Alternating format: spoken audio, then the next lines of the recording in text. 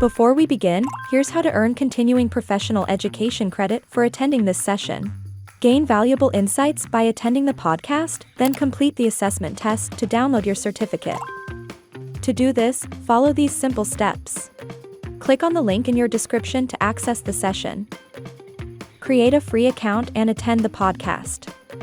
After the podcast, take the assessment test and download your certificate. It's easy, and it's free. We highly recommend checking out our subscription.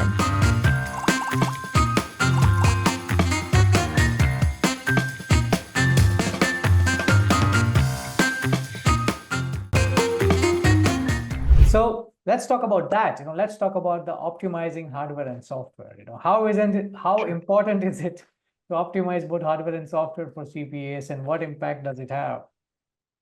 Well, I think you hit something really important there. Many pieces of software can be run multiple ways. Okay.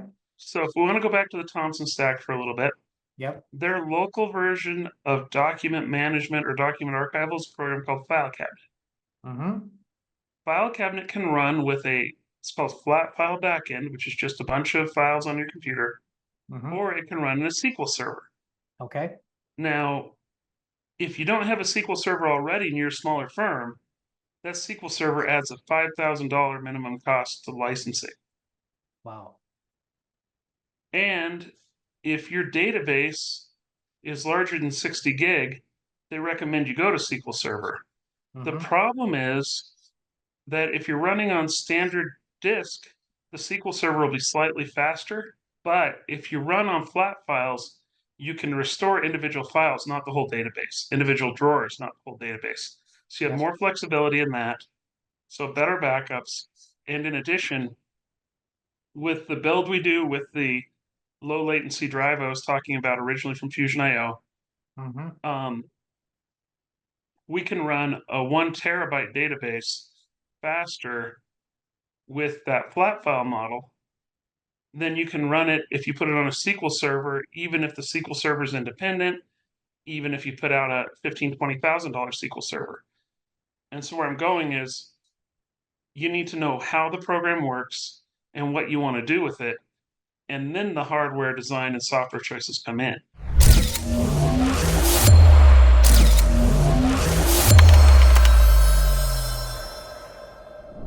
Welcome to another episode of your favorite podcast, We're Trying to Figure Out with Saul, where we explore the journeys and insights of industry leaders shaping the future.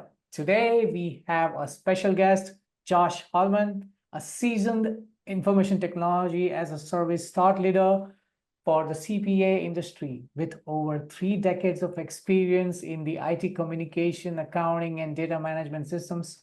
Josh shares his expertise in addressing technical challenges, optimizing hardware and software, and improving overall efficiency in CPA firms. Josh, thank you for joining us today. Thanks, Saul. It's good to be here. Absolutely. Josh, can you start by giving us a brief overview of your background and how you became an IT as a service thought leader for the CPA industry? Well, thanks, Saul. We used to do work for anybody who wanted it. So I could be at an art dealer one day, a construction company the next, a lawyer the third, and then an accountant after that. And, over the years, I worked with a fair number of accountants, and, the business comes and goes, there are flows. I ended up spending just a lot of time in that space. And one thing I noticed was that there are a lot of things that nobody gets about the accounting space. So after spending time there, I can tell you accountants in general take a lot more work than a lot of your other industries. But at the same time, if you're a specialist, if you focus on one industry, it doesn't take you any more work to be very good at one thing than to be pretty good at a whole lot of things. So we just kept doubling down until at this point, if you're not a CPA firm or EAs, we're not interested. Additionally, the software for accountants isn't great, and that's fine. They're not a big niche. But so many people miss that it's not about whose fault it is. It's about doing the best job you can with what you have. And that really has kept coming back to us again and again. And we saw all the things the generalists are doing, tons of reporting for no return on investment, tons of smoke and mirrors rather than the real work. And we decided, let's cut out everything that's without value, cut it to its base bones, and only help accountants. Yeah. So, it's always curious to know because, when you must have started off, you must have never heard of anything like IT as a service, like that term itself. No, When did that happen? When did that wisdom come in? we they had this thing in between called an MSP, or managed service provider, because Okay. back in the day, everybody was time and materials. Okay. And then you said, wait, um, the client would want you out the door as fast as possible because they saw you billing every minute you were there. Yeah. And at the same time, um, you were in a hard place because if you took the right approach and the extra time to fix something once, the client didn't like it. But if you did a band aid approach, you'd be back every month. Mm-hmm. So we moved on to a model that the whole industry did called a managed service provider, where there's a floor and everything below that floor is included for a set price per month. And that makes it a little easier to think long term, find a root cause, really fix a problem because the client's not seeing you as a cost center every time you're there. Yeah. And I think what people miss is there's a difference between what the MSPs are doing, which, like I said, has a lot of fluff, a lot of things that provide no value, but give you the illusion of value, and actually getting things done. And what you want is somebody who has the same goals you do. Yeah. So if you're an accountant, your goal is to just work all day and get the job done, Mm-hmm. and you don't want to think about your IT. If we do a good enough job on the front end setting it up, you don't need to call us, which means we can have more clients, which means we can have more revenue. So it's in all of our interest for you not to call us. And it's our job to do a good enough job that you don't need to. And with that move, it's really to the trusted advisor model. And I'd say IT as a service is a trusted advisor model for IT, where Okay. we're your whole IT department, we're your CIO, we're helping you with the planning, the whole works. All right. Okay. That makes sense. What and is what inspired you to specialize in the IT solutions for specifically CPAs? Well, I had a client who was a CPA, and when I came there, they were a small firm. And frankly, I, I got invited to the Christmas parties. My Mm-hmm. kids came and they were part of, they got to sit on Santa's lap and everything.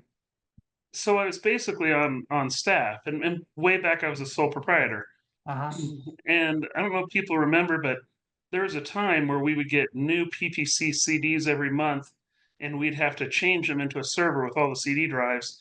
If you put one in the wrong one, then none of the practice aids worked. Uh-huh. And so it goes that far back.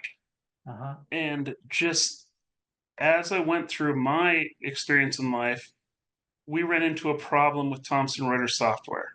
Mm-hmm. Their UltraTax would not print well or e-file well on large multi-state clients. And the real problem is a software error in their design. But that's fine. We sat there and we had everybody come out. Thomson sent out a company that's not around in the same name anymore, called Eccentric back in the day, to check us. And they said, you're just as fast as we are. Nobody's faster than this. This is how it is. And I had a partner who just kept getting on my shoulder and said, hey, there's got to be a better way. Mm-hmm. And so I spent about 2 weeks of benchmarking and testing until we found the problem with the software. And we figured out how to address that in hardware to get around the problem, because we told Thomson about the problem, and they're a little bigger. They're dealing with mostly small firms. They weren't really interested or worried about it. But the people who were interested about it were Thomson Enterprise Sales, because the guys who sell the firms of over 25 users cared because they were losing sales over the software being slow. Yep. So once we figured it out, they had me over to their Synergy conference as a speaker. We told people how to do it. We gave out the data for free for a while. And the data's still out there for free. We tell people how still. But people still couldn't get it done even after they were given the roadmap. Their IT company just said, that's not the way that I've done it the last 20 years. I'm not going to change. Mm-hmm. And so there ended up being a real lucrative vertical to slide into where we can make a big difference for people. And frankly, it's been great for us because we're so efficient and effective that generally we're underpriced but making a higher margin than most of our competitors. Absolutely. I mean, this is fantastic. This is really amazing. It's all about the opportunity, to identify a problem and then to capitalize on that opportunity. I guess you were like, the right man at the right place. Yeah, it's amazing some of the larger companies, and this isn't to bash on Thomson. You run into the same thing with Wolters Kluwer. Intuit won't listen to you either. But you Yeah. come to them with a fix. I mean, I'd have a job, but I wouldn't have this one right now if they would have just put a fix in their software. But Mhm. I'm happy to take it from it, and from that, we've been able to expand and work with Wolters Kluwer, deal with the issues with Lacert, and just keep the whole, you know, a really nice niche in one industry. Absolutely. Absolutely. Well, let's dive into the technical challenges CPAs face. Josh, what are some of the most common technical issues that CPAs encounter in their day-to-day operations? I would say that there are two sides to the same coin. Okay.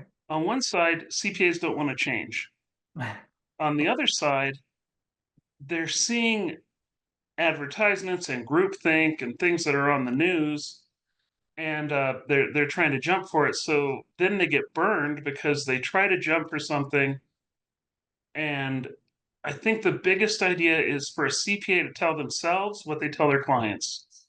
They tell their clients every day, you need me. I'm a CPA and I understand this, and I can make more money for you at the end of the year if you let me do your tax planning, if you let me help you with your estate, if you let me help you with all the high value planning pieces. Mm-hmm. Then, when it comes to IT, a lot of times they want to be in control. Mm-hmm. And they've got to tell themselves, wait a second, I want people to trust me. I think I'm good. Let me go find out somebody else that's good, give them some trust, and focus on this as a business issue, not a tech issue. And tech's a toolbox. Mm-hmm. We offer hosting. Everybody offers hosting. But we also offer self hosted where you own your own equipment because there's a time where that is a better solution for the client. Mm-hmm. And it's not just about what's best for us, it's about having the right relationships and being able to try to act almost as a fiduciary, really as a trusted advisor, and say what's best for the client. Absolutely. And to Absolutely. do that, you need to be able to grab the right tools. Yep. I would say that a company under 5 users, you're going to want to just go with your provider. If it's Thomson, there's a lot of reasons to go with virtual office or software as a service. We all know they're not high performing pieces. Same with CCH Access. They're not great, but they've got a price point. You get a little bigger, you want to host with somebody who's going to host for you because financially that makes you're moving from capex to opex and you're paying less over the life of the equipment. Yep. You get to 15 to 20 users and you need to have a discussion. How does my business change if I host my own or have somebody else host it? Because it's no longer a financial discussion. Financially, you're better off owning your own equipment and hosting it. But how does that affect your planning? How does that affect your day to day? Absolutely. And so the big problem is being able to look at a toolbox and know what tool to pick up. Yep. Yep. Yep. Oh, that's interesting. Very, very beautifully laid out, Josh, very beautifully laid out. And I'm sure that you have a lot of stories to tell in this space, but I wouldn't really want to know all, but like, could you share a specific example of a technical problem you had encountered and how you solved it? Well, the one that we put, we've had several, but the one that we have actually published, and we did a publish with SanDisk, which you may have heard of. They got bought by Yes. Western Digital, but it was a Korean company. When we went with the Thomson software and we were dealing with this problem, we had a client that was in all 50 states plus DC. It was a national lender. And every time they went to print preview, and accountants, the software doesn't work where you can just read through it, go one and done, and print once at the end. You're print previewing a couple times a day, you're double checking forms. It was taking over 30 minutes to print preview. And that's when we had Thomson out, had Eccentric out. They looked at it, and again, they said, there's no way to be faster. So I took the biggest, fastest computer we had with a ton of RAM and a very fast processor, and brought everything local off the network. We had the same problem. Eventually, this is getting a little technical, but I set up a thing called a RAM disk, which is temporary storage in your memory. Yep. And it runs about 100 times as fast as your regular storage. Yep. And I put the files on there, and we got down to 3 minutes from 30. And so this was a very specific case, only for your complicated clients. But we wondered, this is on this big $3,000 computer, it should handle anything. So we took an $800 Surface first generation, if you remember those. It's a little tablet, it has no power behind it. And we set up the RAM disk on it and got the same result. Wow. And that proved that everybody who was saying you need more expensive computers, you need more memory, was missing the boat. The bottleneck with Thomson was on storage. Okay. And at the time, we had a very expensive storage set. It's called a SAN. The standard is, for a lot of server people, is what they call a 221, two servers, two switches, and a SAN. Yep. And we found that that was the bottleneck, that your $20,000 storage system made your system run poor, where an $800 laptop could run it significantly better. And so we did a lot of research to see how we could find the best solution. And at the time, there was a company called Fusion.io that was started by Steve Wozniak of Apple. And they had the fastest available storage at the time. And so we put one card in the server, put the files on that card, and cut 90% of the time for all of our print previews and e-files on large multi-hour e-files, dropped to 10, 15 minutes. And it made a big difference in the way people worked. And that's our big one. If I can give you a second one that's not quite as technical. We used to have, you would watch them, admin people standing at the copier all day, every day during season. Yeah. I brought in a large high capacity copier, and they said, how are you going to pay for that? And I showed them how many pages we printed, how much it cost per page. I was able to pay for it in cost per page. Now, the firm I was at the time would pay overtime every year. And so the admin guys would get about 500 hours each of time and a half overtime every year. The year we put that in, we dropped 6 people to 0 overtime. Do you want to earn CPE credit? Take this course of MyCPE 1 to earn free credit. Click the link in the description to get started. Wow. Because they were waiting on the copier, not the copier waiting on them. Nice. And that's where you have to think first, what's my business? What am I trying to get done? And have a business discussion, not a tech discussion. Because you bring in a copier that costs 4 times as much as the ones you have, people think, oh, that's a lot of money. That's foolish. But you save, your admins start going home at 5 o'clock instead of 9 o'clock all the way through tax season. You save a lot more in that overtime. Absolutely. Absolutely. It's all about, perceiving that opportunistic gain, to have that perspective. And, it's great example that you put forward. And, I'm sure you would be coming across somebody who would be coming you persistently, so if somebody were to came to you, if a CPA were to came to you facing persistent IT challenges, what initial steps do you recommend for a CPA to take if he's facing persistent IT challenges? Well, the first is be detailed. Uh-huh. come back, maybe even take a stopwatch a little bit and say, what is it I'm doing? Because some challenges you resolve with hardware, some with software, and some with process. Mm-hmm. Well And said. then once you know what you're doing, Mm-hmm. then double check what is your goal. Yep. If your goal is to produce, 10 bound financial statements, and you're doing it by hand with hand collating and a spiral bind, depending upon how much you do that, that may be able to be all done completely in Acrobat, Mm-hmm. collated in Acrobat, and then one print and come off the copier bound, giving you the flexibility to turn a afternoon project into a 5-minute print right before the client walks in the door. Absolutely. And you brought out a very interesting point. The hardware, the software, or the process. It's Yes. it's either one of these or a combination of whichever it may be. So let's talk about that. Let's talk about the optimizing hardware and software. How Sure. important is it to optimize both hardware and software for CPAs, and what impact does it have? Well, I think you hit something really important there. Many pieces of software can be run multiple ways. Okay. So if we want to go back to the Thomson stack for a little bit, Yep. their local version of document management or document archival is a program called File Cabinet. Mm-hmm. File Cabinet can run with it's called flat file backend, which is just a bunch of files on your computer, Mm-hmm. or it can run in a SQL server. Okay.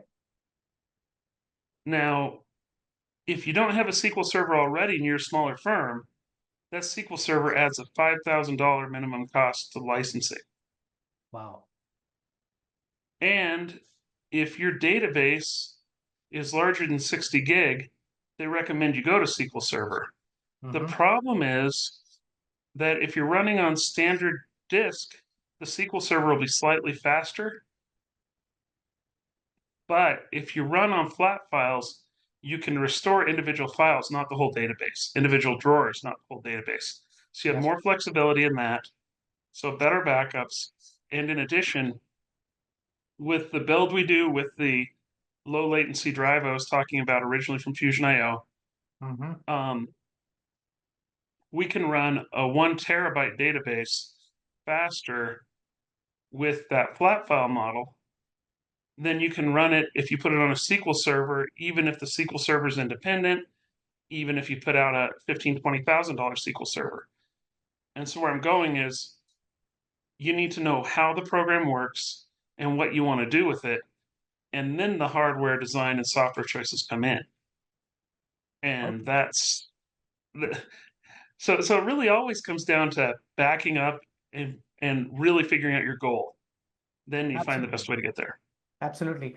Now I'm going to take a little bit of your wisdom, and probably you might want to break this down a little bit into layman's terms as well. But when we talk about backup and data, there's always this term that I hear often: data latency. And a lot Yes. of people probably don't even know what it is. They might be encountering it, but they just don't know that this is what is causing it. So could you explain the concept of data latency and why it's crucial for performance? Certainly. To know latency, you have to understand throughput. There are two different things. Okay. Latency is how long it takes to get a piece of data. Okay. And so when you're on a phone call, you want low latency because you can't have a whole sentence and then have the whole sentence pop over. Every sound matters. Yep. Okay. And throughput is how much data can come out at once. Gotcha. And most IT companies sell throughput Mm-hmm. because it's very simple. This is very fast. It has, X gigabits of throughput. Mm-hmm. And the way I put it is that if you're filling up a glass of water, you want to just go over to the fridge and put it in there and have the water come out immediately. If you Mm-hmm. put it at the end of a fire hose, somebody unscrews that and you see it take 20 seconds while the hose fills up with water, and then you get hit. The Yep. fire hose is much faster, has much more water, but it has much higher latency. Yes. Yes. Yes. Very, very, very well explained. Very well explained. Because I thought, until I didn't know it, I thought that, well, isn't it simple? If it's like, if I were to look at it as an opening from where the water is coming, I thought the throughput was the opening from where the water is coming or from where the data is coming. Larger the opening, more you get the data coming in, but, takes a while for you to realize it. You only need so much data at a time. Yeah, yeah. And so to put a slightly different analogy on it, if you had to go to Starbucks for a cup of coffee for each person in the office, yeah, it would make sense to drive a car and carry them all at once. But the problem is the software is only going to do one order at a time.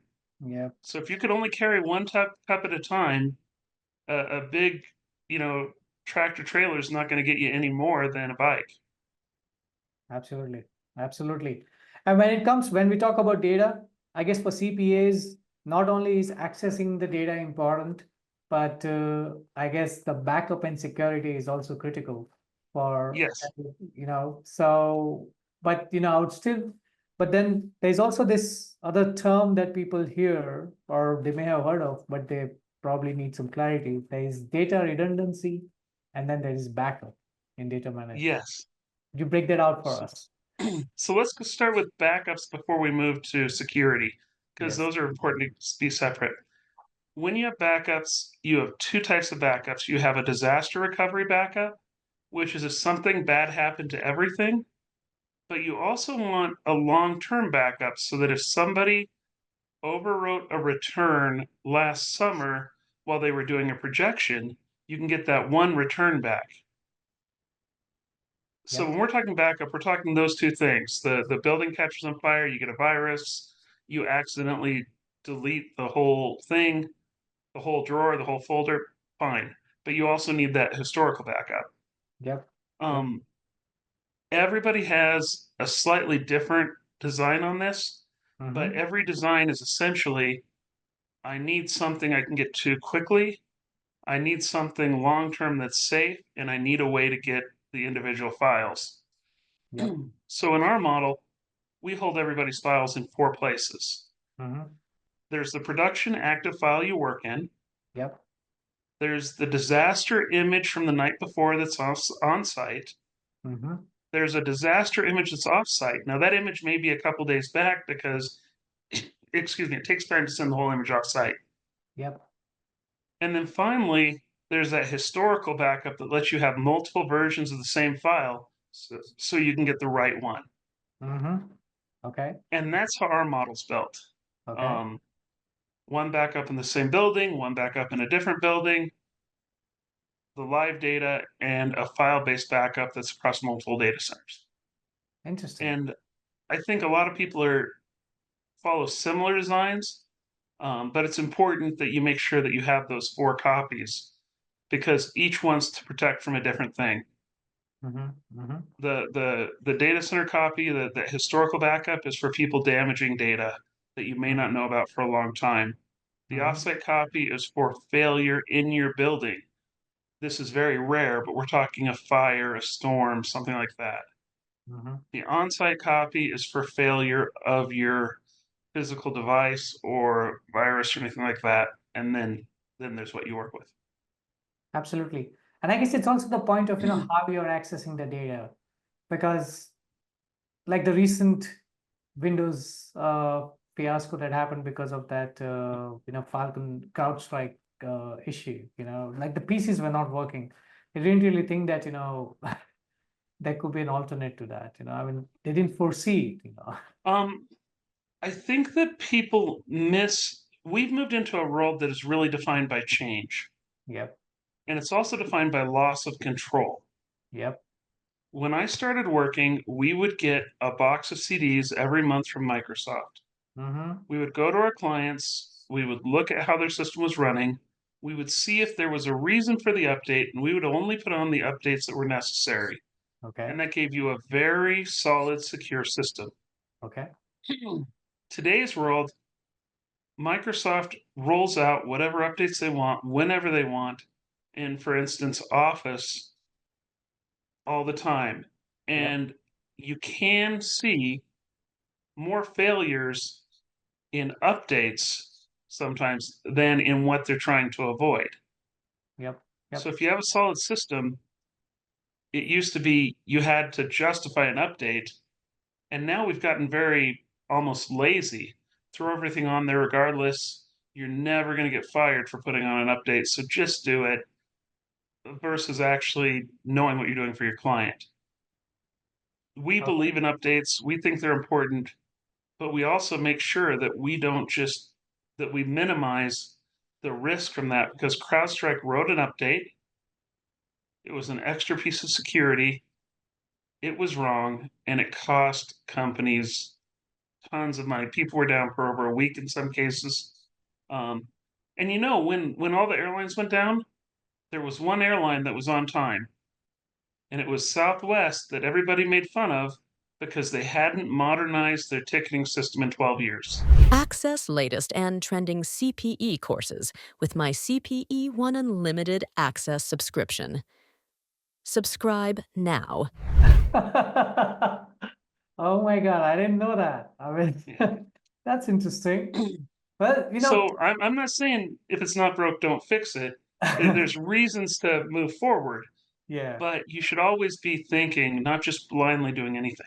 Yeah, no, absolutely, absolutely. In fact, no, I tell this, I happen to have this discussion because I remember when I was working for this organization, it was a talent acquisition organization, but the IT guy was so smart that just like you would say that, like you would actually determine whether this update is needed or not, because he knew what that update is going to do and he would make a determination whether this is required and if it's required for who and all that, which is, I mean, people would say it's paranoid, but then when you look at it in the long run, I think that was a very solid strategy. And this brings me to the point of security, because backing up data is one thing, but ensuring security that you're not just accessing it anyway is another. Well, let me go ahead and take a contrarian stance to the standard about security for a minute. Uh-huh. We hear all the time about how important VPNs are. Uh-huh. Security is a layered approach. It's Uh-huh. not just your antivirus software, it's not just your VPN. Uh-huh. And so instead of doing what most people do now, which is install something and turn everything on so everybody has every capability possible, you should be doing what we used to do back, way back, and what we do, and have to justify everything that's open, have everything possible off. That way you have access to do everything you want to do your job, but you know what decisions you've made. And we hear about VPNs all the time because it's a great way to take your computer, connect it to your office network, and make sure that now your computer's in the building securely. But what people miss is a VPN gives full access to that network, most VPNs people use, to that computer. So what you've just done is taken a potential attack vector and given it full access to your network. So now every computer that connects is completely inside the network. It can get data. And you want to ask yourself, how many times do you want to let a machine have access to data where it can do what it wants automatically without a user forcing it to? Wow. Wow. And That's once you some start question. thinking that way, Mm-hmm. a VPN is about the biggest security threat you can have. It's kind of like taking all the doors off your file room. Yeah. I mean, but how about if we just implemented a two-factor authentication when, would that not be okay? Like, Well, the problem isn't getting connected to the VPN. You can have the two-factor authentication. The thing is, once you're connected, that computer has full access to the building. It's just like if somebody wow. took a computer and plugged it in. So Mm-hmm. now, if that computer's already been compromised, you've given everybody who has access to that computer access into the system. Whereas if you're working off of a published application and you've done several other security things to lock things down, that computer has no access. And you could actually take an infected computer, connect and do work on it, and be safer than you would going through a VPN with a computer that you don't know if it's infected or not. Absolutely, absolutely. And with the thing and the way the things are unfolded with this the Windows issue that happened, a lot of people have now started talking about drafting a technical plan for recovery and a business plan. I mean, I hear, I don't know whether they're synonymous or not. There's a technical plan, there's a business plan. I don't know. Are they the same or are they different? What is the difference? There are, well, a business continuity plan should include the technical plan as well as who to contact, where you're going to go, things like are you going to rent secondary space if you're much larger for your staff to come in? And there are even companies that help you with that can do things like drop two shipping containers outside your office that have room for 20 desks each, kind of thing. So there's companies out there to do that. But what's really important for CPAs is that they realize they're already legally required to have a WISP, Yes, and it's your yes. information security plan. Written Now, the WISP information doesn't plan. have much tech in it, but it does say who's responsible for what and how are you working. Yep. And then we provide those to all our clients because the last thing we want is a client to say, I didn't know and be in the middle of it. It's easier to do the work. So we do it for free. But next to that, there's an IRS Form 4557 protecting your client's personal data. Yep. And we think that every firm needs to have gone through that form. We have our set of answers to the form that answer based on our design that we provide as well. But if you're not running with the WISP, you're illegal. And if you're not running with the 4557, man, I don't know what word I can say that doesn't have a high negative connotation, but you're not doing your job. And Oh so my you really God. need to have both of those. And if your IT provider or your internal staff isn't helping you get there or hasn't already provided that, you need to take a look inside and say, how do we get to the right place? What else are we missing? Well, Josh, you seem to know this like the back of your hand. I'm totally impressed with what you're saying, and I would really love to know your take on the modern technology solutions like AI and automation, which are, like transforming the industry. But, how do you perceive the technological challenges when we're adopting these into the profession? So if we can talk about AI for a minute, it's not new. Okay. We used to call it big data, Yeah. and it's still out there. And there have been providers that would let you upload an entire ledger. And when you're doing an audit, instead of randomly picking, they would verify everything. And then they would tell you what to go look at. And so there are going to be built in pieces. My take would be look at this not as a savior, but as another tool. Okay. Okay. I use ChatGPT multiple times a day, every day.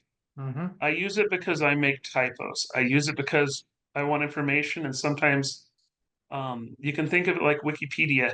You were never allowed to write a paper off of Wikipedia in school, Yep. but you were allowed to look at Wikipedia to find the sources you wanted to use. Yep.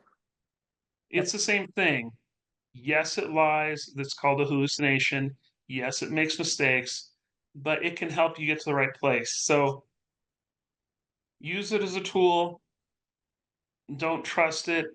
Realize that it keeps some of the data, so don't get any PII inside of it. But it's actually, believe it or not, Adobe's integrated it into Acrobat now, Yep. so that you can open a PDF file and just say, "Tell me the highlights," and it will. Yep. Yep. You could do that with ChatGPT 6 months ago. So it's everywhere and it's ubiquitous. But it's kind of like when we first started with spreadsheets in the early 80s. It can help you be a better you, but you still have to double check it and work on it. Absolutely, absolutely. Everything has got pros and cons. So far, I mean, what you rightly mentioned, I think I just want to emphasize on that fact which you just mentioned that, don't share personal identifiable information into these Yes. softwares. That's very important. Because I'm not quite sure, even I don't really know how the large language model interprets it and how it can pick it up. I mean, I've seen videos wherein AI is like, I don't know where you are, but it can give me recommendations. So it somehow has information, but I'm not quite sure, But you want to probably like touch a little bit more on that, let them know why they should not do that. Oh, certainly. So when you work on an AI, it's learning, and it's learning from your data. Mm-hmm. And if one of the bigger firms, if EY decides, or Pricewaterhouse, they want their own AI, they're going to build it in-house. The data will stay in-house. Mm-hmm. But if you're using ChatGPT, it's learning how to think by what you're giving it. Mm-hmm. And because of that, there may be a time where the data you've used is available to somebody else. Mm-hmm. So, I think people miss it though that Gmail has always been at some level in the same way. You Mm-hmm. don't necessarily own all your data. Yep. So you need to think when you're getting something for free, when you're using something on the internet, somebody's making money. Who is it and how much do you trust them? And PII should be always held very close to the vest. Absolutely. Absolutely. I'd also add the data is already out there in most cases. The IRS themselves has been hacked, there have been breaches all over. Mm-hmm. But what you really want to do is protect your firm and make sure that if somebody got it, that you can do everything possible to prove it wasn't that they got it from. Just Rightly to said. give the extra piece there, because just because you're secure doesn't mean everybody is. Yeah, yeah, yeah. It's true. It's true.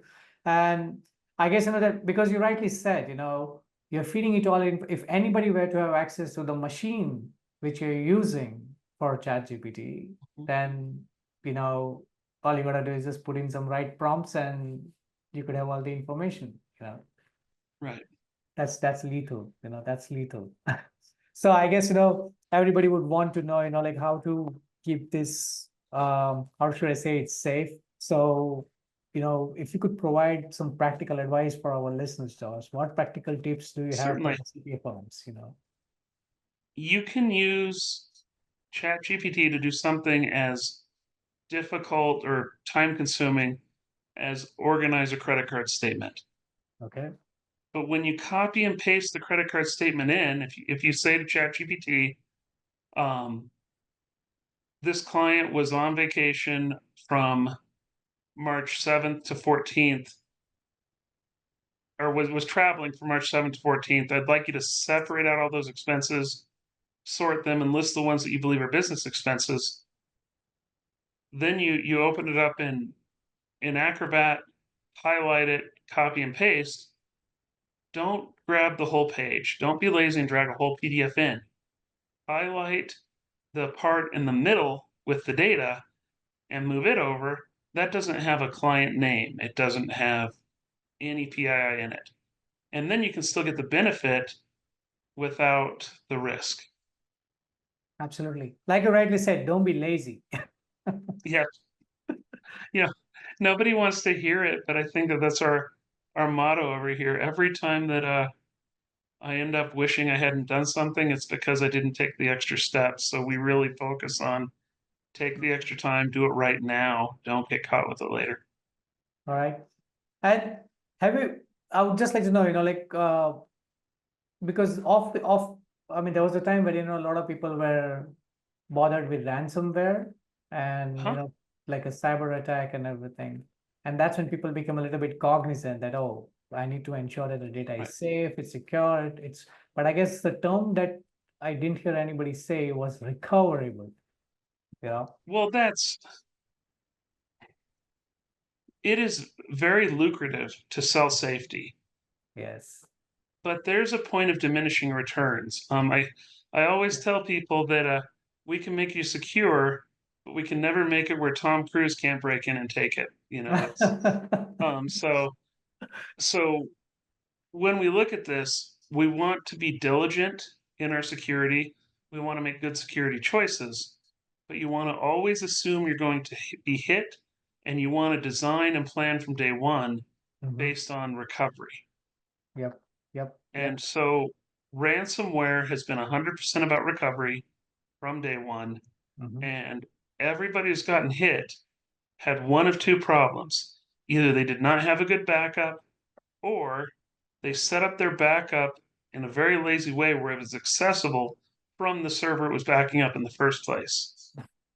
And if today's designs, where we have what's called virtualization, which means we can hide servers from each other as one of the benefits, if you set up your backups correctly, there's no way for a computer that can damage a server to be able to damage the backup. Interesting. Interesting. Well, I'm not an IT whiz, so, I wouldn't want to know more about that. But I would definitely love to know, because you've been in this industry for 3 decades now. You've seen the industry grow and where the industry is today. What future trends do you foresee in this intersection of technology and accounting? Well, I'd say the first trend I see is more demographic. We don't have enough people coming into the profession. Yes. Yes. And we also have currently a mass exodus because of the baby boomers retiring. Yep. What that's done is made the supply of firms huge and the demand of labor huge, but the demand for firms is low. So, we've seen people who were hoping to get, $2, $3 per dollar billed, dropping down to getting 75 cents on the dollar on a audit practice. And we've seen a lot of large companies gobbling up the smaller ones. Where I'm going with this is where AI and good IT is so important, because it'll help you get through the short-term high demand for new staff. Yep. Because new staff can't, if you can't find them and you can't hire them, you got to figure something out. And so whether we talk about some of the outsourcing with things like SurePrep, whether we talk about some of the options with AI to do some of the prep work for you that you're working on, those will help us get past that short-term problem. Yep. But then long-term, we've got to realize where the value in the industry is. It's not in the commodity work. It's not in the tax returns. It's in the tax planning. It's in the business planning. It's in being business consultants. Yep. And so you can't just put your head down and nose to the grindstone anymore. You've got to provide that higher value, because the computers are doing a better job every day, and they're coming to take the boring work away from you, which is actually really exciting. You should be in a place where you get to do more of the fun stuff. Well, you're the second person I'm hearing say this today. I spoke to another gentleman earlier today, and he said the same thing, because a lot of people think that AI is going to replace you. No, it's not here to replace you, but rather it's here to take care of the boring stuff so you can focus on more innovative and interesting stuff, It also is going to change your training. Yep. Because you're not going to have as many first years coming. Yep. And AI is not going to have as much work for first years. Mm-hmm. So your first years might start doing a first review as opposed to the grunt work, and you might have an extra review in it, but how else are you going to train them? And maybe they catch some of the glaring problems that come out in that. So there's some value there. Yep. Yep. But Yep. yeah, so. Okie dokie.